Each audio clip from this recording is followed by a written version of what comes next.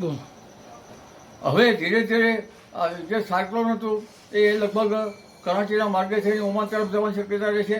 એટલે આ રાહત થતી જણાશે ગુજરાતને. પરંતુ ઉલ્લેખનીય છે કે બીજી એક સિસ્ટમ આવી રહી છે અને આ સિસ્ટમ પણ જોરદાર છે. દેશ સહિત ગુજરાતના ભાગોમાં સપ્ટેમ્બર તારીખ 3 થી 10 વરસાદ થવાની શક્યતા છે. ત્યાર પછી બંગાળની સિસ્ટમો, બંગાળ ઉપસાગરમાં એક પછી એક સિસ્ટમ બનતી જશે, લો પ્રેશર બનતા જશે, ડીપ પ્રેશર બનતા રહેશે.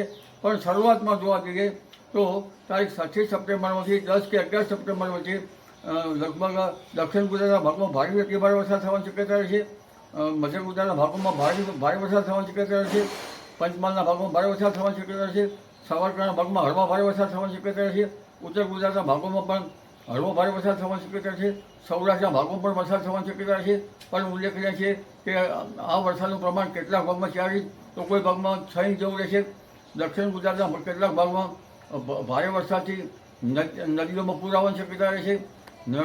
નર્મદાના જળસાવ વિસ્તારમાં પણ જળ વધશે અને લગભગ મધ્ય ગુજરાત અને વડોદરા અને અન્ય ભાગોમાં પણ લગભગ કેટલાક ભાગોમાં ભારે કે અતિભારે વરસાદથી નદીઓ, નાની નદીઓમાં પૂરની સ્થિતિ રહી શકવાની શક્યતા રહેશે.